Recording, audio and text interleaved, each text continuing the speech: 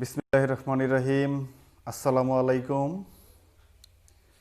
প্রিয় দর্শক ও আমার প্রাণপ্রিয় শিক্ষার্থী সবাইকে নরসিংদী অনলাইন পাঠশালার পক্ষ থেকে স্বাগত জানিয়ে আমি আমার আজকের উপস্থাপন শুরু করছি। আমার আজকের পাঠের বিষয় হচ্ছে নবম দশম শ্রেণীর পদার্থবিজ্ঞান তৃতীয় অধ্যায়ের আজকে আমার শেষ ক্লাসটা হবে। এই অধ্যায়ের আজকে আমি আলোচনা করব ঘর্ষণ বল নিয়ে। ঘর্ষণ বল নিয়ে আলোচনা করার আগে আমি বলতে চাই, তোমরা জানো যে বিজ্ঞানী নিউটন বলবিদ্যা সম্পর্কে 3টা সূত্র প্রবর্তন করেন এবং মহাকর্ষ বল সম্পর্কে একটা সূত্র প্রবর্তন করেন। তো এই সূত্রগুলির মধ্য থেকে বলবিদ্যার যেই তৃতীয় সূত্র, এটাকে আমরা নিউটনের তৃতীয় সূত্র বলে জানি। তৃতীয় সূত্রটি আগের বইগুলিতে লেখা ছিল যে প্রত্যেক ক্রিয়ারই একটি সমান ও বিপরীত প্রতিক্রিয়া আছে, কিন্তু বর্তমান যেই তোমাদের পাঠ্য বই, এই পাঠ্য বইতে লেখা আছে যে যখন একটি বস্তু অন্য একটি বস্তুর উপর বল প্রয়োগ করে তখন সেই বস্তুটিও প্রথম বস্তুটির উপর বিপরীত দিকে সমান বল প্রয়োগ করে। কথাটা আসলে একটু আগের বইয়ের মতো করে লেখা হয় নাই। এটার কারণ হচ্ছে আগের বইটাতে কি লেখা ছিল যে প্রত্যেক ক্রিয়ারই একটি সমান ও বিপরীত প্রতিক্রিয়া আছে।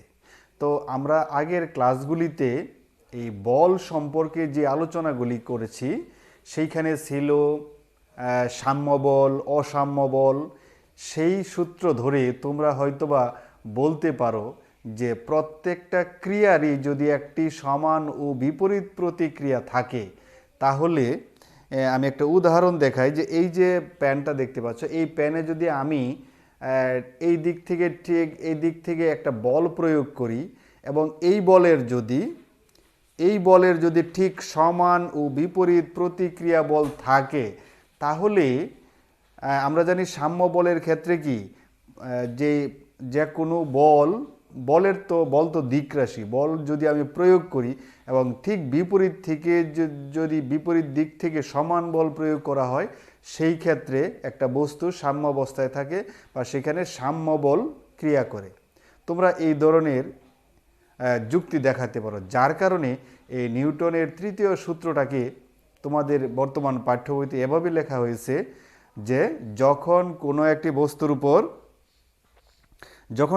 বস্তু অন্য একটি বস্তুর উপর বল প্রয়োগ করে তখন সেই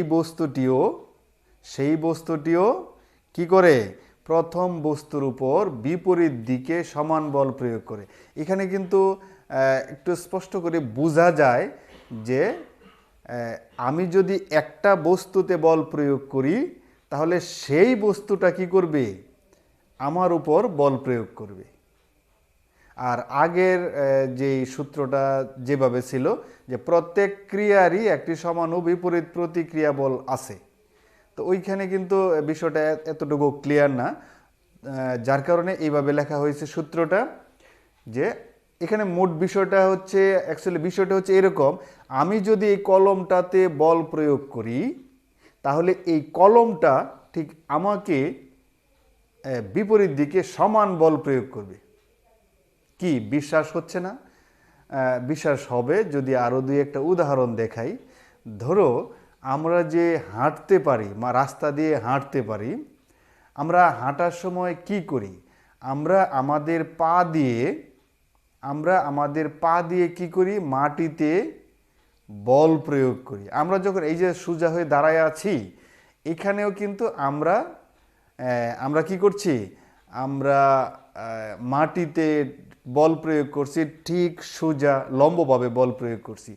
আর মাটি কি করে, আমাকে ঠিক যতটুকু আমি মাটিকে বল প্রয়োগ করি, মাটিও ঠিক ততটুকু বল বিপরীত দিকে মানে উপরের দিকে আমাকে প্রয়োগ করে। এই কারণে তোমরা যদি একটু খুব খেয়াল করে মনোযোগ সহকারে একটু অনুভব করার চেষ্টা করো যে দেখি তো মাটি আমাকে উপরের দিকে বল প্রয়োগ করে কিনা, তাহলে হয়তো কিছুটা হলেও তুমি অনুমান করতে পারবে যে মাটিও তোমাকে উপরের দিকে বল প্রয়োগ করে, যার কারণে আমি কিন্তু একটা অনুভব করতেছি যে আমার একটা ওজন আছে। আমি যদি আমি যদি কোনো একটা ধরো একটা পানির পৃষ্ঠে যদি আমি পা রাখি, হ্যাঁ, তাহলে দেখা যায় কি পাটা পানির ভিতর চলে যায়, তখন আমি নিজেকে এই যে বিপরীত থেকে যে বলটা এটা কিন্তু অনুভব করতে পারি না, তখন আমার নিজেকে ওজনহীন বলে মনে হয়। অবশ্য লিফটে যখন আমরা নিচের দিকে লিফট যখন নিচের দিকে নামে তখন কিন্তু আমরা নিজেকে একটু হালকা মনে করি, নিজেকে ওজনহীন মনে করি। কেন? আমরা মানে লিফটের যে তলাতে আমরা যে বলটা প্রয়োগ করি, লিফটটা নিচের দিকে যাওয়ার কারণে সে বিপরীত দিকে ঠিক সমান পরিমাণ বলে কিন্তু আমাদেরকে প্রতিক্রিয়াটা জানাতে পারে না, যার কারণে আমরা ওজনহীন অনুভব করি। আচ্ছা, আরেকটা বিষয় যেটা বলি, যে আমরা যে হাঁটার সময় কি করি?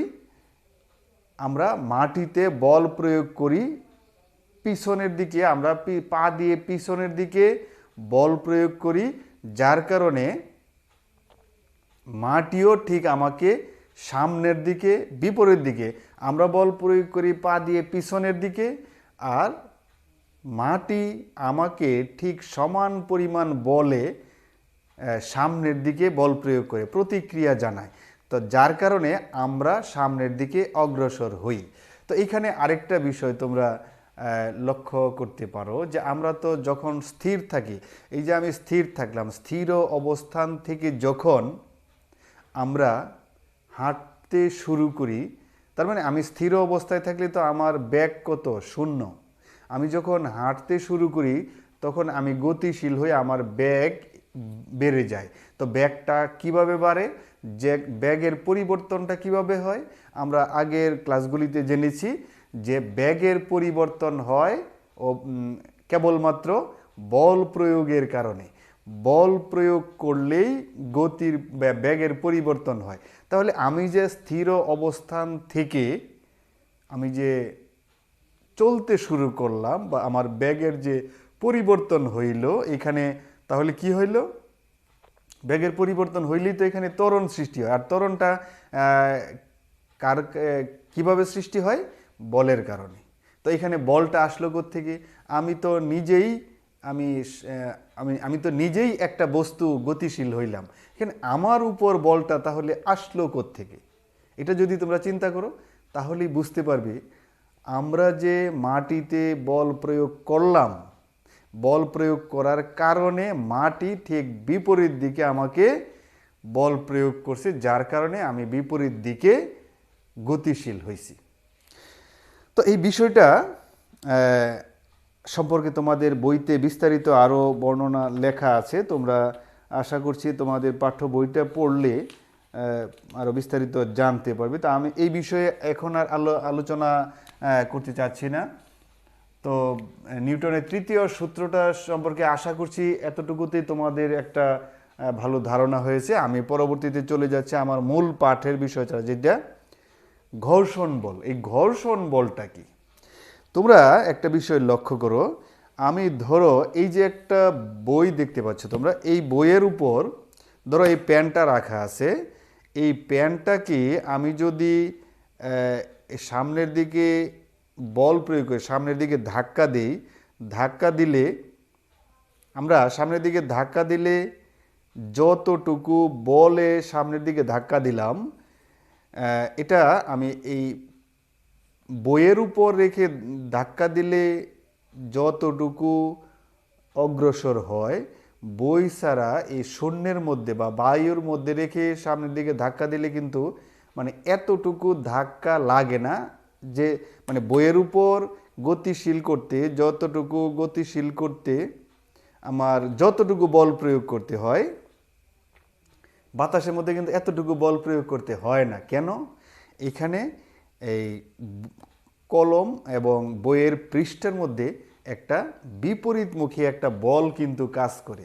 আমাদের এই বইটার এই পৃষ্ঠাটা আমরা স্বাভাবিক দৃষ্টিতে আপাত দৃষ্টিতে মসৃণ মনে করি, কিন্তু অ্যাকচুয়ালি মসৃণ না। তোমরা যদি অনুবীক্ষণ যন্ত্র দিয়ে এই পৃষ্ঠাটা দেখো, দেখবে অনেক খাঁজ কাটা আছে, এবড়ো থেবড়ো আছে।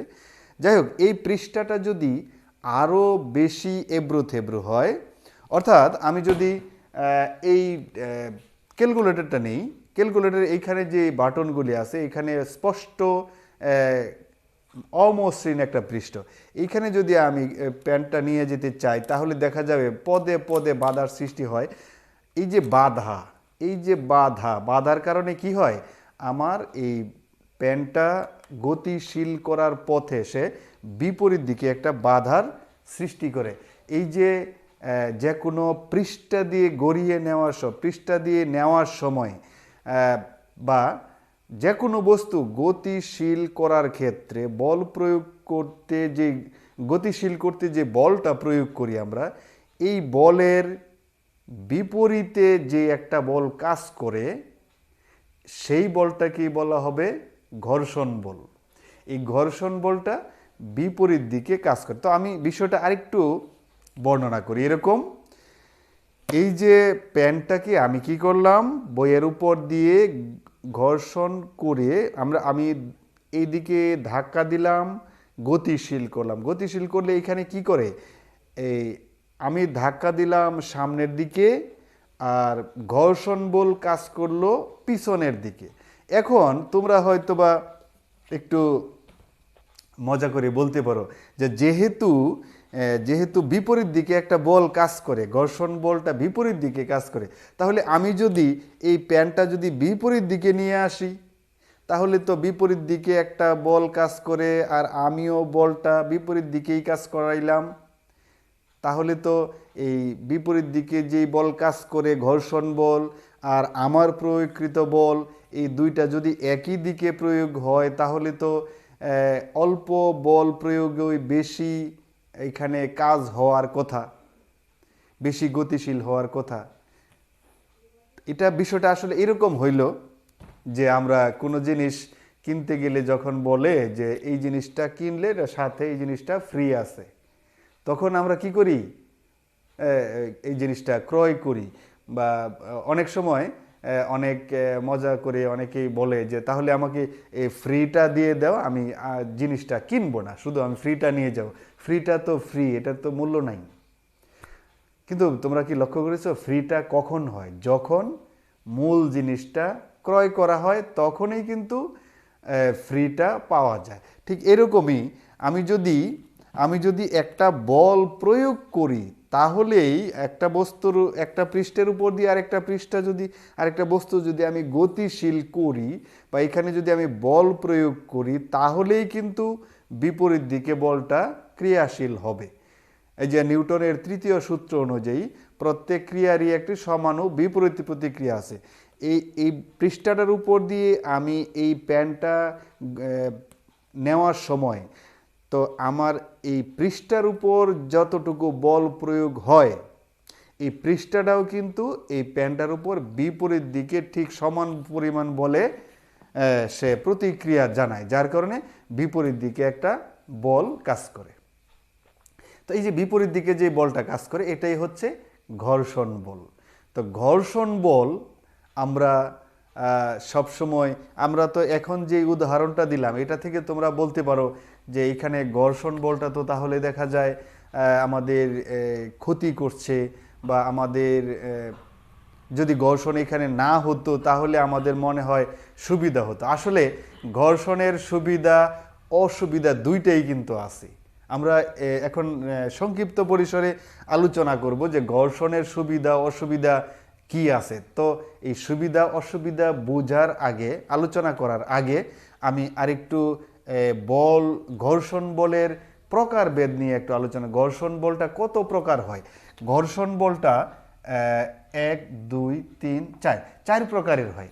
ঘর্ষণ বলটা 4 প্রকার। কি কি?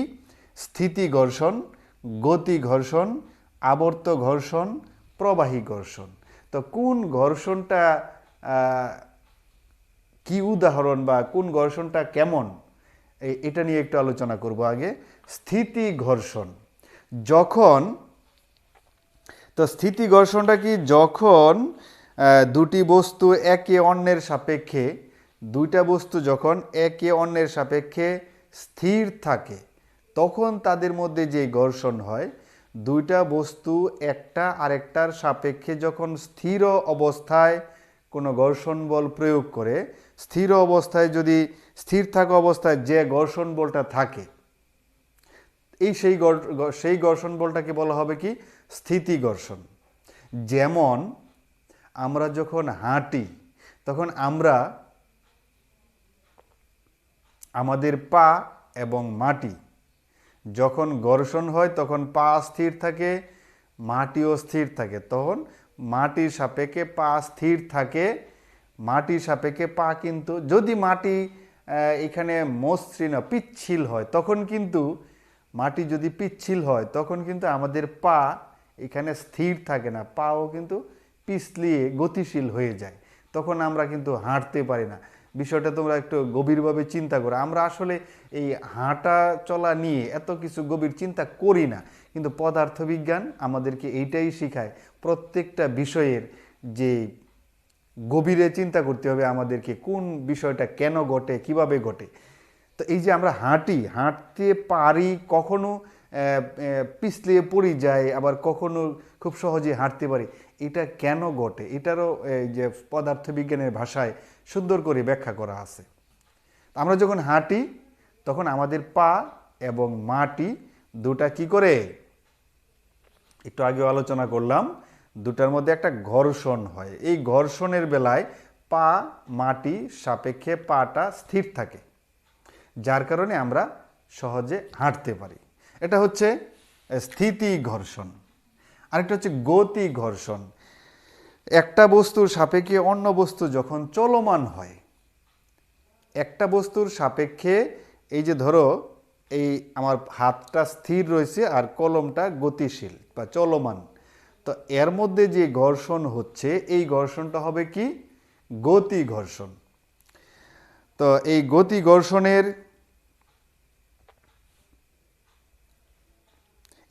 ঘর্ষণের কারণে, ঘর্ষণ মানেই তো হচ্ছে যে বিপরীত দিকে বল প্রয়োগ। এই গতি ঘর্ষণটা কখন হয়, ধরো তুমি যখন সাইকেল চালিয়ে যাচ্ছ, সাইকেলটা যখন গতিশীল, হ্যাঁ, তখন সাইকেলে ব্রেক চাপলে কি হয়, ব্রেক শু থাকে, এটা কি করে তোমার সাইকেলের চাকার মধ্যে একটা ঘর্ষণের সৃষ্টি করে। সাইকেলের চাকাটা থাকে গতিশীল আর ব্রেক শুটা থাকে স্থির। তো এই ব্রেক শুর সাপেক্ষে চাকাটা গতিশীল হয়, এটাকে বলা হয় গতি ঘর্ষণ। তো এই গতি ঘর্ষণের কারণে কি হয়, এখানে ব্রেক চাপলে গতি ঘর্ষণ হয়, আর গতি ঘর্ষণের কারণে আস্তে আস্তে সাইকেলটা থেমে যায়, থামাতে সক্ষম হই।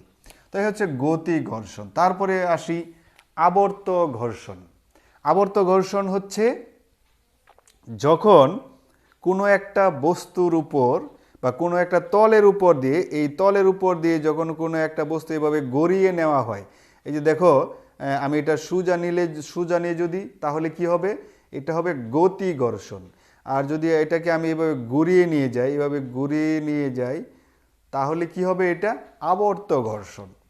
তো আমরা আবর্ত ঘর্ষণটা কখন ব্যবহার করি, আবর্ত ঘর্ষণটা কাজে লাগাই হচ্ছে বিভিন্ন গাড়িতে চাকা লাগাই।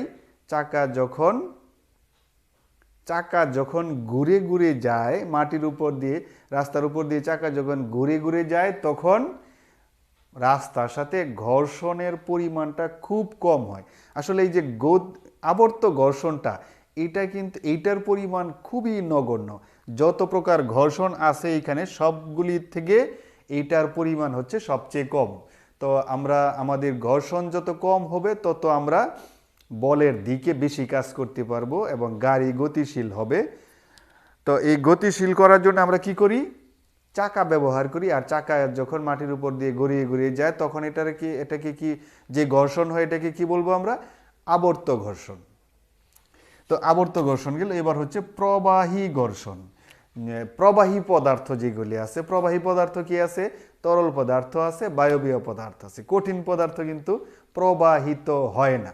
প্রবাহিত হয় কোনগুলি, তরল পদার্থ আর বায়বীয় পদার্থ।